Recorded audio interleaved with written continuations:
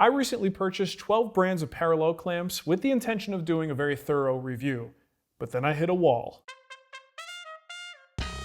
So once I had all these clamps in the shop, I sat down to think about how we would test them. How could we be fair? It's 12 different brands. What kind of tests can we possibly run with one sample from each brand and consider it good information that's actionable? That's a really hard thing to do. So I needed a little inspiration. I looked at some of the other reviews that are out there, even an old magazine review that should be very reputable. And I looked at the testing parameters and I left scratching my head on some of these. In some cases, I don't think people totally understand why these clamps are built the way that they are and what they're supposed to do. So while I think I've failed in my mission of coming up with a good way to test all of these clamps, I did wind up walking away with some additional insights. I learned some things as I was looking at these that I think you guys might want to know about that will help you understand what these clamps do and how we're supposed to use them. And then, at the very least, maybe you'll be able to look at some of these other reviews out there and look at their testing parameters and be able to make a decision as to whether their verdict at the end actually means anything,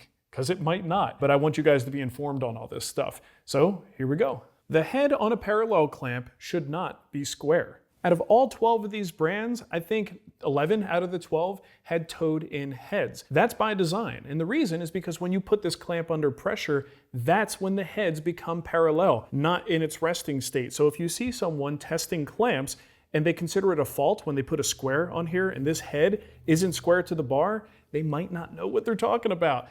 Let's go to the whiteboard. All right, so here's a precisely drawn parallel clamp. And you can see I have an exaggerated toe in just for effect here so we can understand. Also understand that the movable head sometimes does not sit toed in just because it's got some wiggle room there. But ultimately the goal is for these to be toed in. So let's assume we're clamping a nice big workpiece like this, and we're making use of the entire head on the clamp. As we tighten this down, here's what's going to happen. These clamp heads are actually going to go vertical. They're going to conform to the shape of the workpiece. And the way they do this is not by the head kind of flexing in its position, it's by the bar at the bottom deflecting. So as that bar changes like this, again, exaggerated, the angle effectively has become parallel, clamping nice and even along this entire edge, but the bar bending is the mode of action that allows that to occur. Now, once again, we're going to exaggerate here, but let's look at what might happen if the heads start square to the bar. All right, so with no pressure, here's our clamp head, nice and square, nice and square. Now, once we start to apply that pressure, this bar is going to flex. No matter what the heads are doing, that bar will flex. So what was square will now go out the other way as that pressure is applied, potentially resulting in a gap and a lack of contact at the top of the head. This is why toeing in is by design. And let's look at this on actual work pieces. You can see when regular pressure is applied and the entire clamp head is being used, the good clamps will seat cleanly on the work, they'll square up, and they'll have minimal gaps, bringing the fixed head and the movable head into a parallel state. But if the clamp starts square and you apply pressure across the entire head, there's a good chance that the head will actually open up at the top, which means that pressure is no longer balanced and it's inconsistent.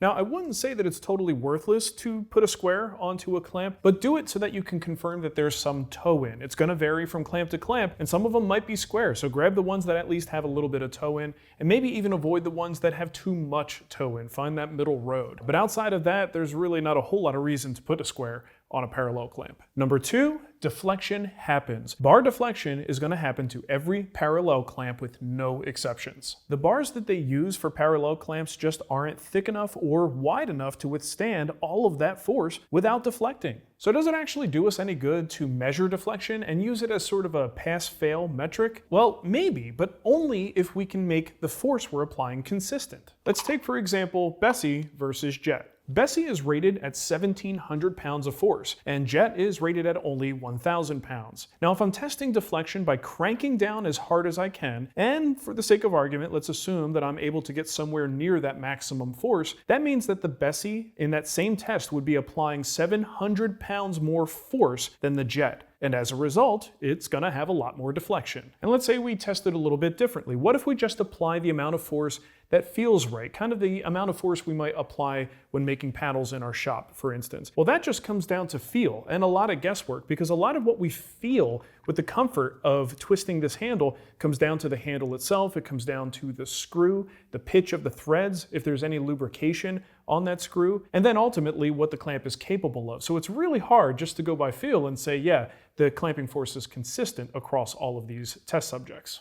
Now, on the other hand, if we did have a way to equalize that force across each of the clamps, so you have 12 clamps, you have some way to measure how much force is being applied right at that clamp head. If you could equalize that, then looking at the bar deflection might tell us something interesting, as you'd probably want the ones that deflect the least. But until we do that, I don't think we can count those numbers as being meaningful. But there's good news, my friends. Most people are probably applying more force than is truly necessary. When clamping, the goal is to simply close the joint. When the gap disappears and you see some glue squeeze out, you can usually stop. If you crank it beyond that point, you're only causing more deflection in the bar and potentially causing the thing that you're clamping to deform. So there's no need to go all He-Man on it. Apply no more force than is necessary, and chances are deflection just isn't going to be that big of a problem. And that brings us to our final point, that perhaps, maybe, possibly, parallel clamps are not the best choice for panels. Pretty much every parallel clamp review that I've seen or read utilizes panels as some sort of metric for the quality of the clamp. And the more I think about it, the less relevant that seems to me, primarily because of points 1 and 2 that we just talked about. The heads toe in and the bar deflects. So if we go back to a goofy drawing here, now we can see when we have a 3/4 inch panel, let's say, that isn't going to engage with the full height of the clamps, as you bring these in, the toe in keeps the ends of the panel down. Right? So these are sort of being forced downward here, pinched in place, and then of course the deflection happens, and that is going to apply force straight up. So if we only apply a little bit of force and a little bit of clamping pressure, we shouldn't have a problem, but as soon as you really start to crank down on it, you are absolutely going to end up with a little bit of a bow. The amount of bow can depend on so many things, but the most important one is how much force we're applying. Of course, the thickness of that panel also plays a role, because the taller this piece gets, the more resistant to that bowing it is. But if you have a nice thin 1/2 inch panel, well, you could expect to see more of this bowing occurring. So let's look at this in action with an actual panel. So here I've got a 3/4 inch white oak panel, and I'm going to drop a straight edge on there. I don't have any pressure applied just yet. Now this is a 4 thou feeler. All right, so you can see it's pretty flat. I mean, we got a little bit of variation here, but it's nothing big. So let's apply some pressure and see what happens. Now that 4 thou feeler slides under there, no problem.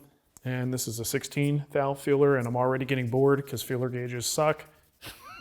Okay, there's a gap there. That's all we need to know. Mind the gap. Now the gap is pretty even on both sides, and again, the wedge action of these toed-in heads, it's keeping the ends down while the deflection is raising the center up. This is just what we're going to see every time.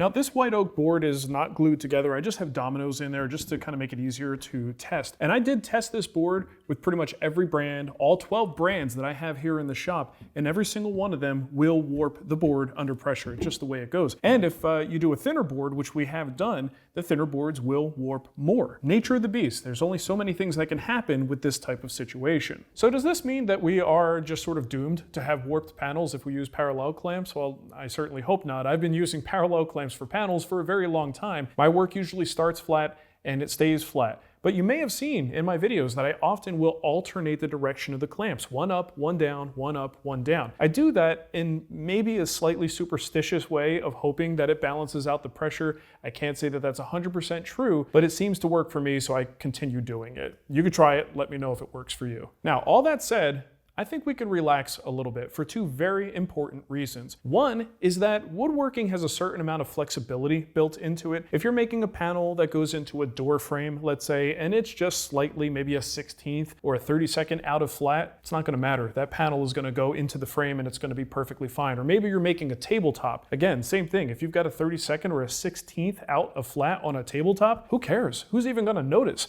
It's just not a problem for most types of furniture. And second, that panel panel that warped slightly under clamping pressure might just go back to being flat once the pressure is taken off. So here's a 1/2-inch panel that we made up yesterday, thinner than that white oak, which means under the same amount of pressure, we actually saw a little bit more daylight on each side. But we went through with the glue up, we let it dry. After it was dried, we just sanded it so it'll sit nice and smooth. Let's place it down on the surface and see, now that the clamping pressure is off of the panel, what's going on. What's going on?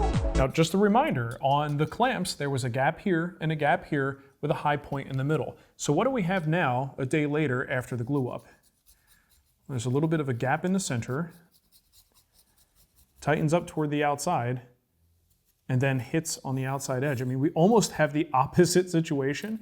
Got a little bit of a high point here, and then another low point there. So I think there's a real important moral to the story. Wood moves. I mean, we say that so much, it's almost become like a punchline or a meme, but it's true. Wood will move on its own. So the little tiny flaw that we might have stressed out about and said, oh, these are terrible clamps, look at that little gap. This panel doesn't care. After it was released, it went back to what it was before, and then it changed again, because that's what Mother Nature does with a natural product like wood. So sometimes we're just spinning our wheels over nothing. So if parallel clamps always deflect panels, and let's at least theoretically say that's a problem, I think we just showed that most times it's not really a problem, but we're gonna pretend that it is. And you need absolute flatness in your panels. Well, there might be other options that are better than parallel clamps. How about something like this heavy-duty beast? This is Bessey's I-beam clamp. It's really heavy. I mean, it costs about the same as, I would say, maybe the average of the parallel clamps at like 45 to 50 bucks for a 24-inch model,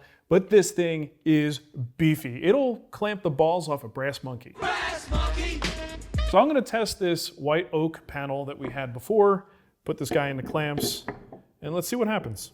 And you really do have to be careful with these things because they are strong. I believe they're rated at about 7,000 pounds, so you probably could break these boards if you really wanted to. Let's not do that. Under pressure, this white oak panel is pretty much dead flat. The clamp heads are towed in just like parallel clamps, but the bar is so wide and thick that it isn't going to flex nearly as much as a parallel clamp. But you do need to be careful with these things because if you tighten them too much, you will break the boards or cause them to buckle violently. And Rockler recently released their Deluxe panel clamps that are specialized for panels. They actively keep your panel flat while applying pressure from the sides, which is pretty sweet, but they're obviously not as versatile as a standard parallel or bar clamp. It's flat. So even though I've been using parallel clamps to clamp panels since the start of my woodworking career, clearly there are other ways that are a little bit better, but you gotta spend more money, you gotta collect a whole new set of clamps, and I'm pretty well stocked up on these clamps, and based on everything that I've told you so far, I don't really see a reason why we shouldn't be using parallel clamps for panels, but it's important to know that if you're buying clamps today and just stocking up, maybe you're just doing panels, maybe you have a cutting board business, there are options that probably will be a little bit better for you, but you just can't beat the versatility of a parallel clamp. Now, I certainly don't intend to disparage anybody else's reviews. Look, everybody has different opinions, different ways of looking at things. This is just my opinions and my thoughts on the topic. But when it comes to you guys spending your hard-earned money, I take my responsibility very seriously. And if I see some things that I think are kind of taking you in the wrong direction, I like to right those wrongs and make sure you are armed with information. So when you do, pull out your debit card, hopefully, not your credit card. Thanks, Dad. When you guys go to spend your hard-earned money, you are actually getting the best bang for the buck and the most reliable tools and materials that you can possibly get so that you have better success as a woodworker. If you buy something on my recommendation and have rotten luck with it, I want to know about it because I'd like to find out why. But I'm always trying to steer you guys in the right direction with things like this. So hopefully you found this useful, and good luck purchasing your next set of parallel clamps, if that's what you buy. Thanks for watching, and a happy clamping. My shoes are squeaky.